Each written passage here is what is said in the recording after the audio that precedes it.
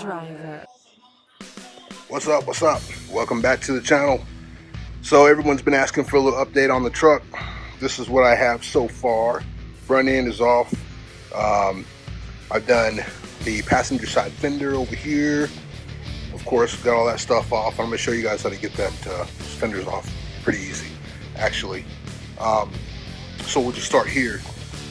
You got a couple of bolts here. This one and this one and this one, and there's one right here, and there's two under here, like right there. There are two, and then of course you have all the ones going around here, and you have a couple that go up around here, and then you have one here.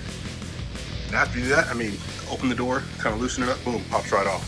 Same thing on the other side. The hood, obviously, just 4 bolts. I just lifted it off myself and put it in the bed, so it's pretty light, unless you don't have any muscle at all. Today, what I'm going to do is take the doors off, and I'm going to go empty the radiator. Once the radiator is empty, then I'm going to unscrew, unbolt everything in the interior and in the engine bay, and then I'm going to start yanking components out. I'll start removing all of these peripherals here, battery and all this other stuff, disconnecting the harness and all that, basically just laying it on the motor. Then we'll get to the motor mounts and transmission mount, all that kind of stuff, and we'll pull this bad boy out of here, and then we'll get to the fun stuff. I'm going to take the bed off, a whole shop to do all this thing, even to bend pipe for cage. So when you get to that, they're 15 by 10 jegs with a Mickey Thompson 275 60 15. And, I mean, that's where we're at right now, man. So it looks pretty good so far. I mean, it's pretty easy to get this thing apart. Of course, you like my nice soundtrack playing in the background. Then what I'm going to do probably tomorrow is take the interior out. I'm going to get all the interior out of here, because we have to run the cage bar through dash. And there's a way you can do it where you do a round dash, but we're not going to do that. We're going to do through dash and then put all this stuff back in. Not all of it, but we're going to put some of it back in. We have some custom stuff that we have to do in order to use the gauge screen and everything that we're going to be using.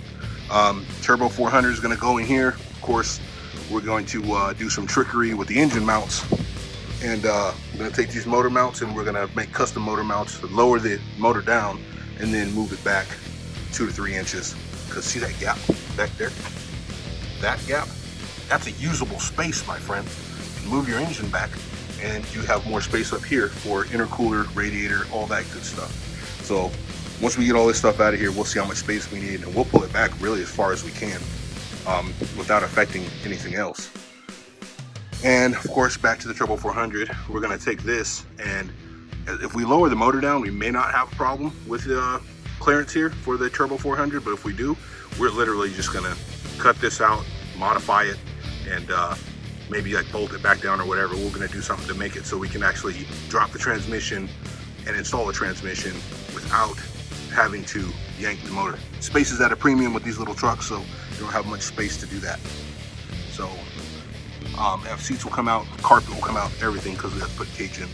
So, but that's it for now, folks. Catch you on the next one.